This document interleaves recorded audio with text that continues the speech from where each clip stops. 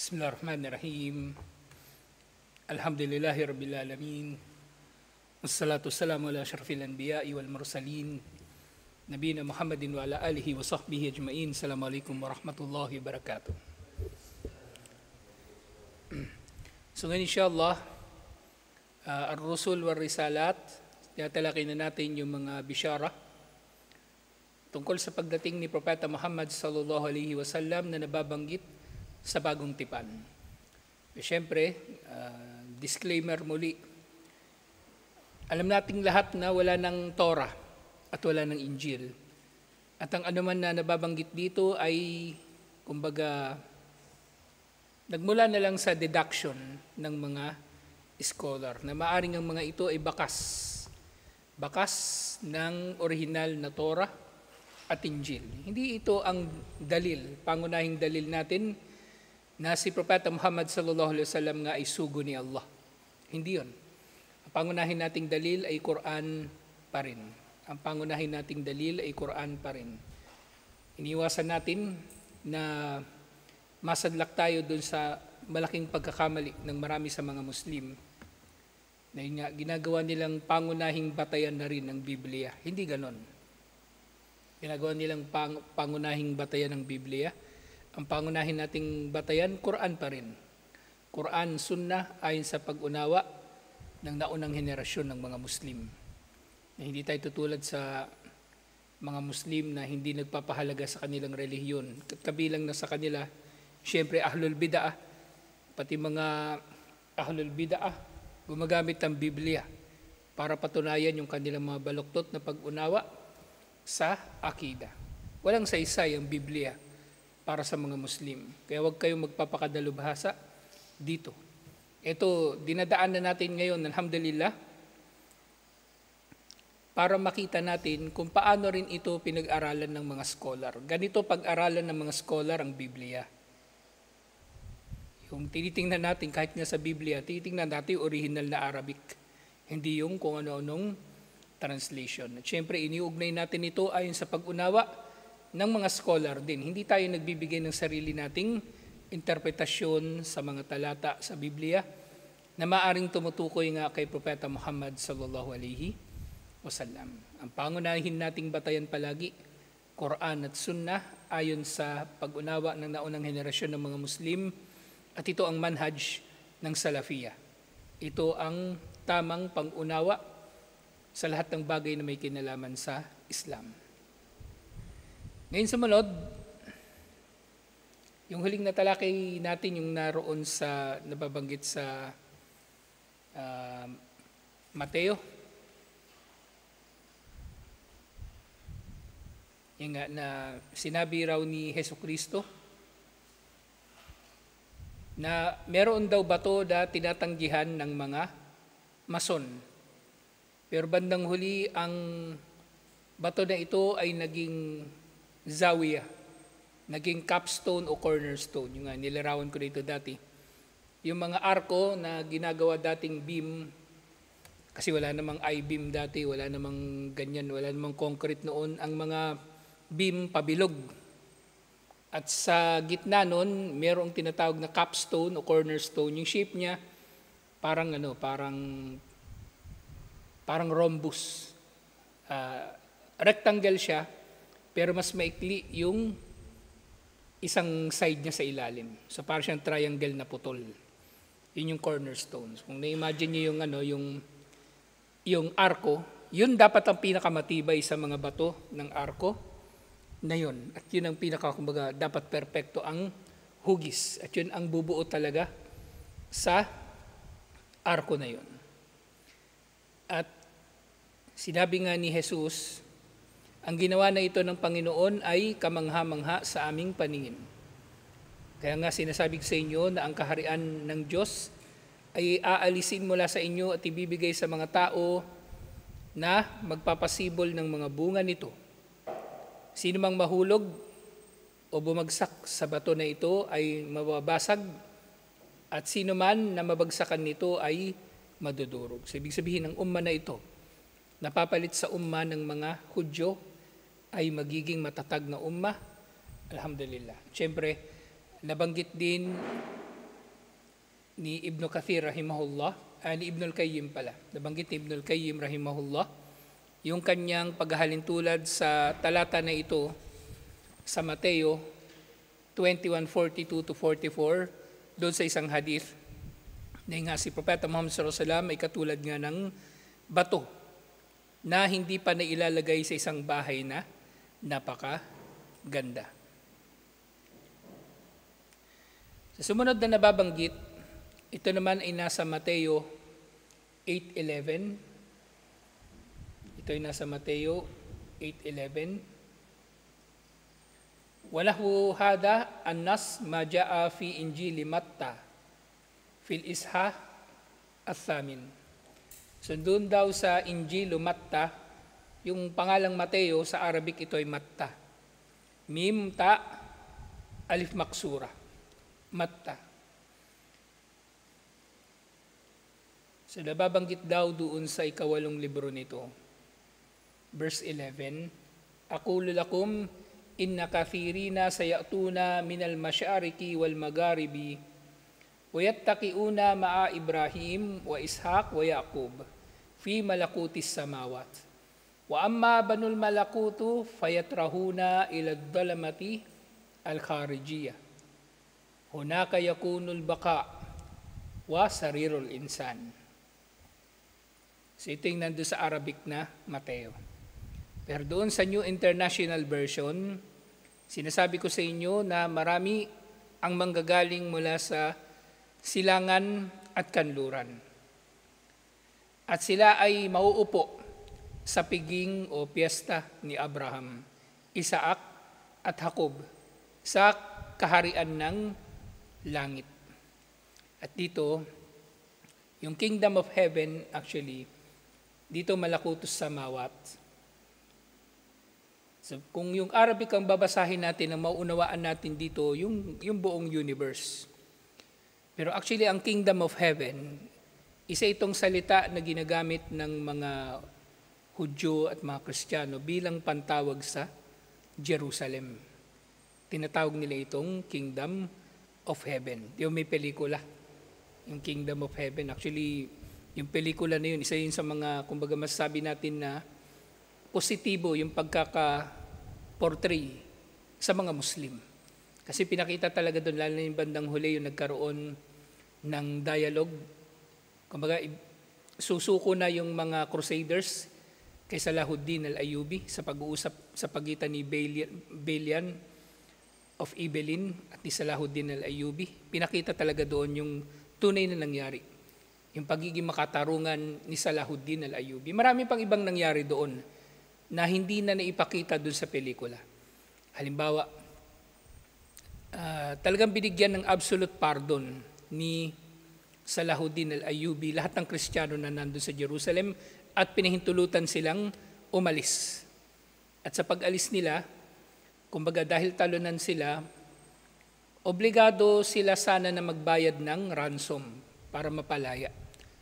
So dahil wala na silang halos yaman doon, so ang ginawa na lang ni Salahuddin, for formality, binayaran niya na lang kunwari yung kanilang ransom wala sa sarili niyang pera. At minsan nangyari na merong, talagang inutos niya sa mga Muslim, walang pipinsalain na Kristiyano, tapos na ang labanan. Merong bata na nawawala. Naiulat yun sa mga aklat ng history. May bata na nawawala. Lumapit kay Salahuddin al-Ayyubi, yung nanay ng bata. Nawawala daw yung anak niya, meron daw kumuha. At pinahanap niya nga yung bata. At nakita niya yung bata sa bentahan ng mga alipin. At binawi niya yung bata at sinoli dun sa nanay nung bata. Kristiyano yun, yung mag-ina. Kristiyano ang mag-ina. So nasingit ko lang yun dito kasi maaaring ang interpretasyon nila rito ay kingdom of heaven sa kahulugan ng Jerusalem. Pero dun sa Arabic, yung malakutus samawat, maintindihan natin yung kaharian ng sansinukob, yung buong universe. Kasi samawat ang tinutukoy. Kaya mula rito, tingnan nyo, napakahalaga talaga na yung kasulatan ay nananatili sa orihinal na wika nito. Napakahalaga na mananatili ang kasulatan sa orihinal na wika nito. Kasi di ba binabasa natin ito ngayon sa Arabic, Tapos binabasa ko yung English translation ng New International Version. Tapos tinatranslate ko ito sa inyo ngayon sa Tagalog. So yung binabasa ko actually sa inyo, translation ng translation. At itong Arabic na ito, katulad ng nababanggit ko sa inyo noon, panahon ni Propeta Muhammad sallallahu alaihi wasallam, wala pang Arabic na Bible. Ang binabasa ng mga Kristiyanong Arabo na Bible, Latin, kasi sakop sila noon ng mga Romano.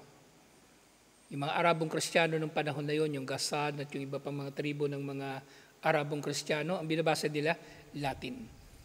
100 years matapos na mamatay si Propeta Muhammad sallallahu alaihi wasallam, merong isang nag-translate, si Saadias Gaon, saka lang siya na kapag translate ng Bible patungong Arabic, kaya imposible na kinopya ni Propeta Muhammad sallallahu alaihi wasallam ang Quran mula sa Biblia. Kahit pa may mga pagkakatulad dito, lalong-lalo na sa mga kwento. Ang kwento ni Yusuf alaihi salam doon sa Surah Yusuf, parehong-pareho ng mga detalye halos doon sa nababanggit sa Bible. Yung kay Musa alaihi salam, halos pareho din. Halos pareho. Pero doon sa iba pang mga propeta, syempre may mga malaking pagkakaiba. Lalong-lalo na si Sulaiman alaihi salam, pinagbintangan ng shirk. Si Dawud alaihi salam, pinagbintangan ng zina. At iba't iba pang mga binibintang nila sa mga propeta. Si Lut halimbawa, waliyadu billah, si Nuh alaihi salam, nalasing daw at nagsayaw ng hubad. Malayong malayo. Pero yung kwento ni na Yusuf alaihi salam at Musa alaihi salam, halos pareho. Kung babasahin ninyo yung version na naroon sa Lumang Tipan at doon sa Quran. So yung Kingdom of Heaven daw, naroon daw ang piging. Ngayon, hindi natin alam. Ano ba eksakto ito? Ito yung problema din sa Biblia kung pag-aaralan mo. Kasi bagaman sa mga Kristiyano, meron silang tinatawag na exegesis, kung paano pinapaliwanag yung mga talata sa Biblia. Exegesis. Alam mo spelling exegesis? Hindi nyo pa na-encounter salita niya yun. Exegesis. E-X-E-G-E-S-I-S. Oh, no? Ganun yung spelling niya, exegesis. So, sa kanila, parang tafsir yun, kumbaga. Pero hindi siya katulad ng siyensya ng tafsir na meron sa mga Muslim. Ang tafsir natin, pareho lang, musnad. Katulad kung paano ang Quran ay musnad, ang hadith ay musnad, ang paraan ng pagbasa, ultimo paraan ng pagbasa ng Quran, ang kiraan nito, musnada. Ang ating tafsir ay mayroong musnad. Ultimo sira. Ngayon, natipon na, alhamdulillah, ang karamihan sa mga hadith. So, pwede natin pag-aralan kahit ang sira o kahit ang kasaysayan ng musnad. Ito, hindi natin alam kung ano ba yung tinutukoy nila rito na piging o pista ni Abraham, Isaac, at Jacob. Ngayon nga, pagkatapos nito, doon pa rin sa Mateo 8:11, at ang mga mamamayan ng kaharian na ito ay itatapon sa labas, patungo sa kadiliman, na doon sila ay iiyak at sila ay, saan ba yan? Wa amma banul, hindi ko rin kasi maintindihan yung yung English dito, kung ano yung gnashing of teeth, anong ibig sabihin. Wa ammal banul malakut fayutrahuna ila dhulumati al-kharijiyah. Yung ay tatapon sila sa labas, sa madilim, sa kadiliman, at doon sila iiyak. Hunaka yakunu buka, sila iiyak. Wasarirul asnan. Hindi pala insan. Insan pagkabasa ko kanina, asnan. Wasarirul asnan. Yung sarir, ito yung yung sa sobrang galit ng tao. Yung yung ngipin niya, yung nagbabanggaan ng ngipin niya sa sobrang galit niya, yun yung sarir. So yun yung tinutukoy pala rito sa New International Version. Ngayon paliwanag dito ni Sheikh Omar Al-Ashkar, wahadi bisharatun tushiru ila duhuri ummatil Islam allati ta'ti min al-masyariki wal magharibi. Ang propesiya na ito ay tumutukoy sa pangingibabaw, pamamayani, pagkapanalo ng umma ng mga Muslim na darating mula sa silangan at kanluran. Ngayon, silangan at kanluran ng ano?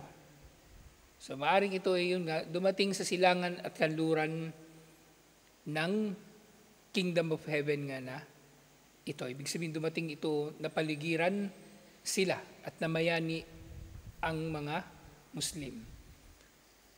Watakunu mardiyatun indallahi ma'alladhina an'amallahu alaihim minan nabiyyin was-siddiqin wasyuhada was-salihina wa hasuna ulaika rafika. So itong mga tao na ito na kumbaga palalayasin yung mga dating tao na naroon sa Kingdom of Heaven. Yun nga yung kung sa konteksto ng kung ang tinutukoy dito Jerusalem at tinawag nilang Kingdom of Heaven. So yun nga pinaalis ang mga Hudyo. Totoo na nangyari ito. Yung nga ang diaspora ng mga Hudyo sa panahon ng pananakop sa kanila ng mga Romano. Di ba 70 AD? Yung huling rebellion ng mga Hudyo laban sa mga Romano. So mula roon, nag-migrate sila papunta sa iba-ibang mga lugar. Ang iba nga sa kanila nakarating ng Madina. Kaya nga sa Madina, nandun ang Kainuka, nandun ang Nadir, nandun ang Qurayza, at iba't iba pang mga tribo ng mga Hudyo. At syempre, yung ibang Hudyo na punta ng Europe, at yun yung mga Hudyo na pinapatay naman ni Hitler. At iba't iba pang lugar na kung saan-saan sila nakarating. So paalisin daw sila doon tungo sa kadiliman at doon sila iiyak at ang kanilang mga ngipin ay magbabanggaan dahil sa galit. Pero papalitan sila ng ibang tao doon sa Kingdom of Heaven. At yun nga yung mga Muslim, alhamdulillah sa panahon ni Umar bin Khattab radiyallahu anhu, sumuko ang Jerusalem sa kanya.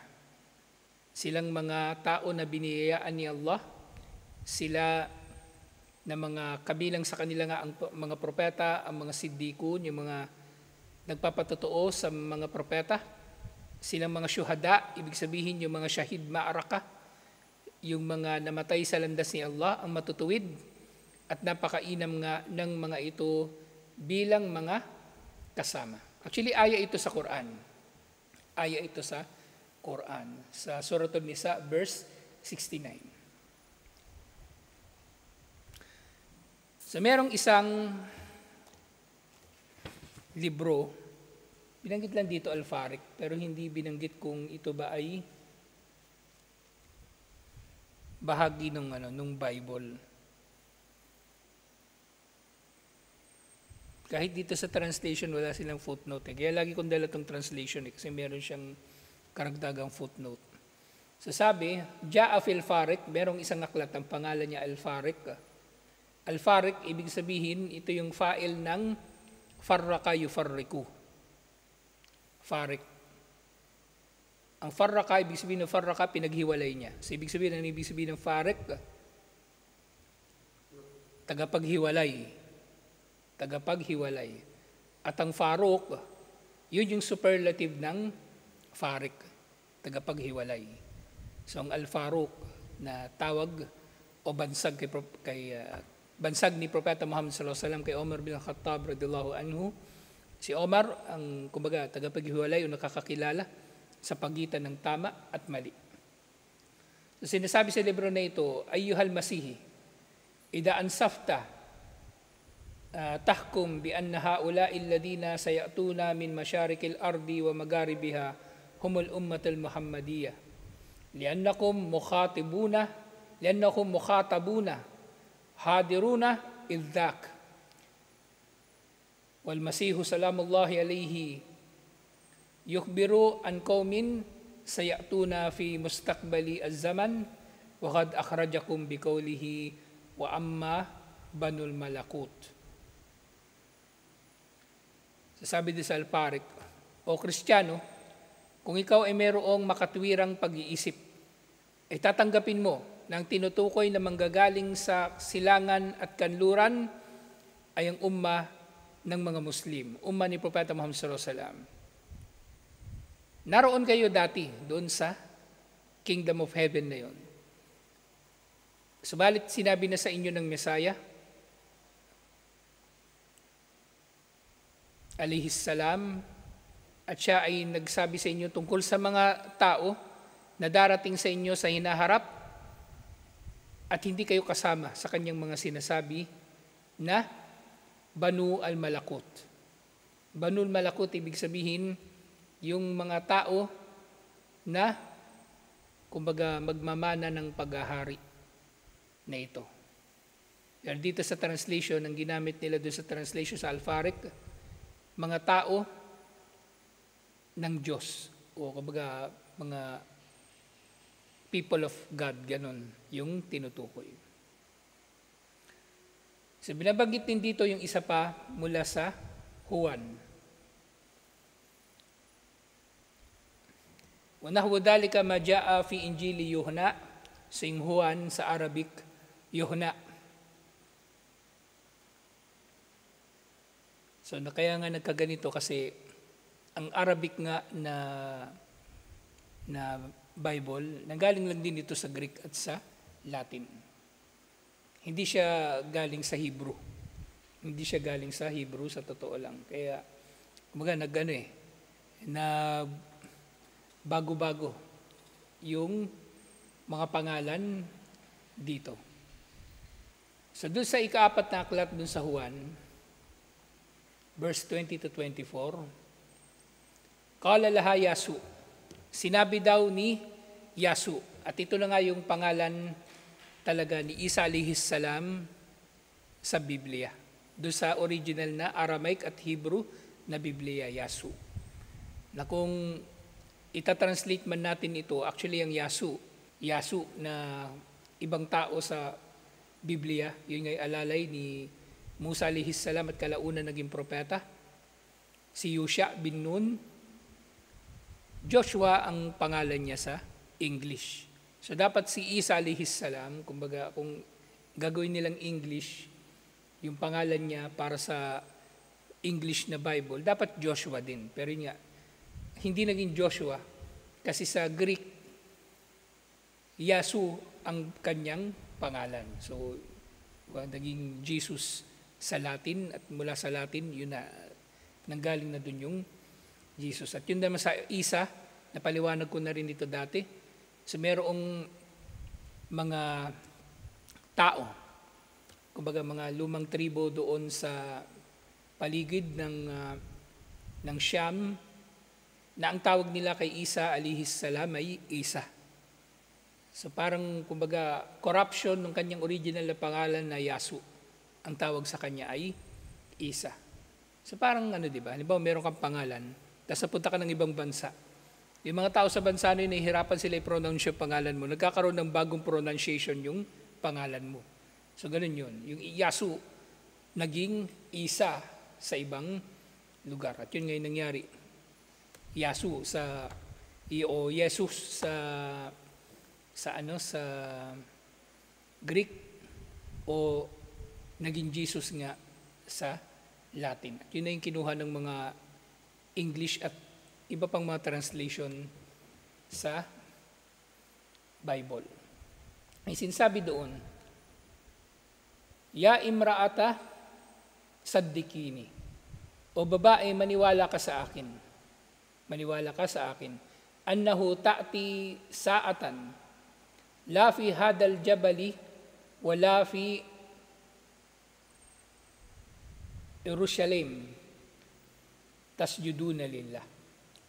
So maniwala ka sa akin o babae, darating ang panahon, sasabi dito sa New International Version, darating ang panahon na kayo ay sasamba sa Diyos, kumbaga, pero hindi sa bundok na ito at hindi sa Jerusalem. Yung dito, yung translation sa Arabic ng Jerusalem, na again, Latin, kasi nasakop nga ng mga Romano yung Jerusalem noon. Pero sa Islam, ang tawag natin sa Jerusalem, Al-Quds. Al-Quds, ang nalalaman na tawag ng mga Muslim sa Jerusalem. Ngayon, ang ibig sabihin nito, palalayasin sila ng Jerusalem. Ang mga tao sa panahon na yun, Sabi ni Isa alayhis salam, ipalalayasin sila mula sa Jerusalem. At hindi na sila mananatili doon. Kaya ang ibig sabihin, hindi na sila makakasamba doon. At paliwanag din siya ko Amar al-Ashkar rahimahullah. Wa hadha an-nasu yushiru ila duhuri ad-din al-jadid. Ang teksto na ito ay tumutukoy sa paglitaw ng isang bagong relihiyon. So syempre, alam natin ang Islam, hindi ito bagong relihiyon. Pero sinabi niyang bago, kasi bago yung risala.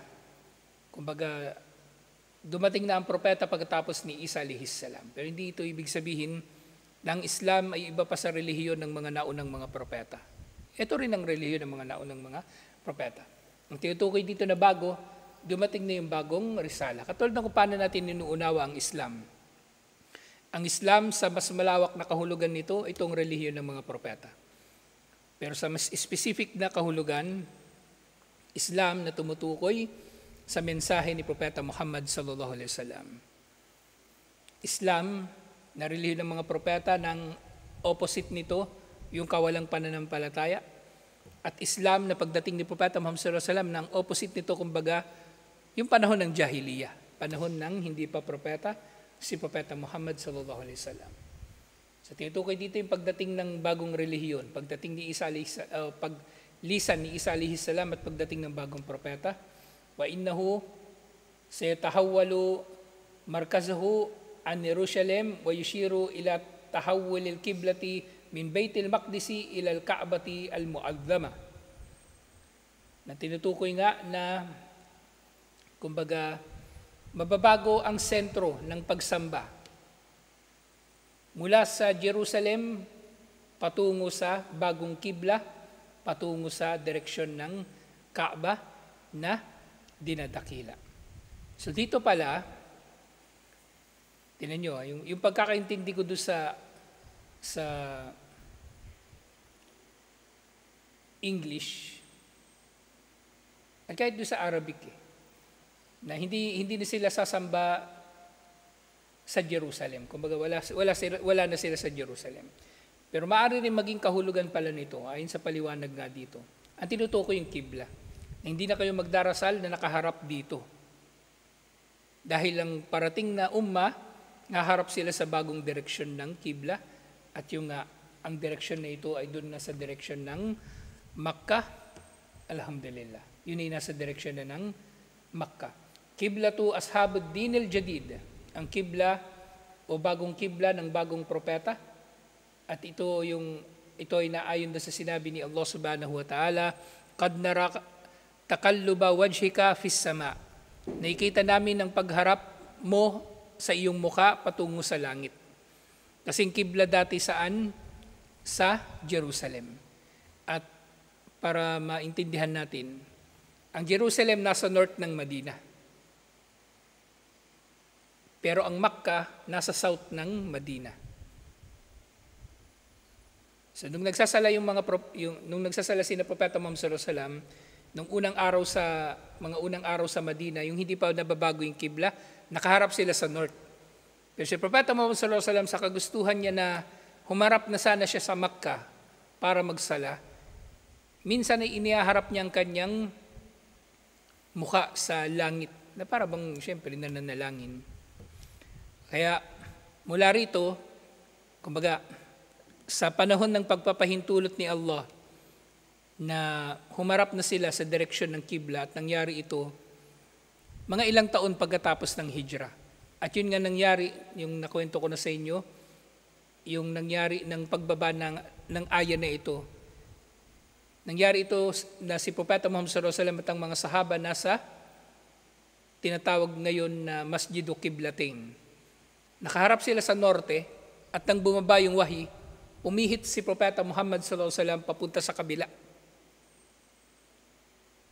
Ibig sabihin, naglakad siya papunta doon para itama yung kibla, at tinuloy na lang nila yung kanilang salatud duhur. Pumihit din ang mga Muslim para sundan yung bagong kibla, alhamdulillah.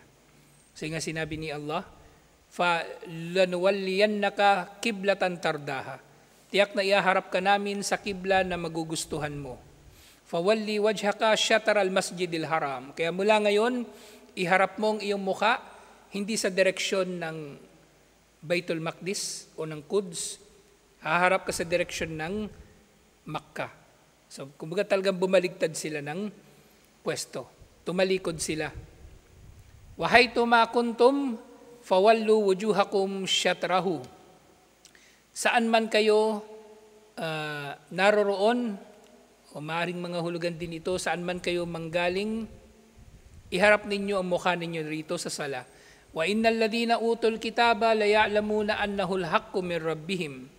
At tunay na ang angkan ng kasulatan ng mga Hudyo at Kristiyano, nalalaman nila na ito ang katotohanan mula sa kanilang Panginoon. Anong ibig sabihin nito na nalalaman nila ito mula sa kanilang Panginoon? Ibig sabihin, may nauna nang nagsabi sa kanila na mangyayari ito.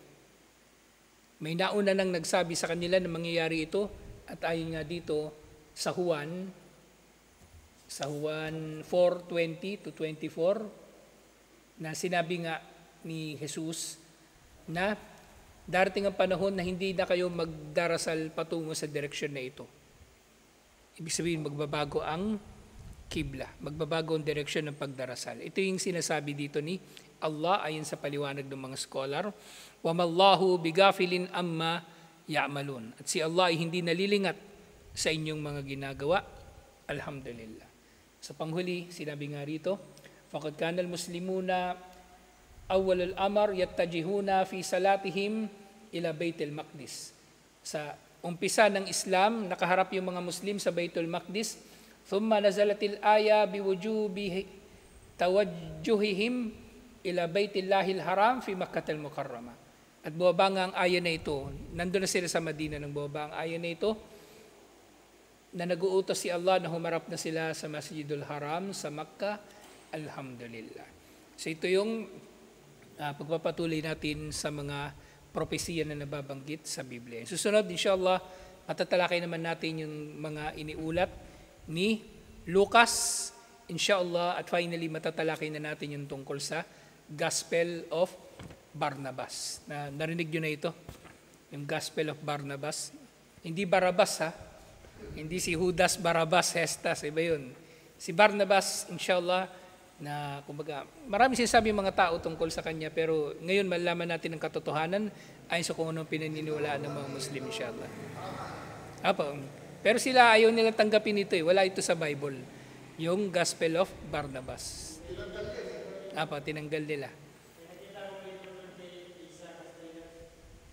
Ayun, pwedeng basahin yan, inshallah.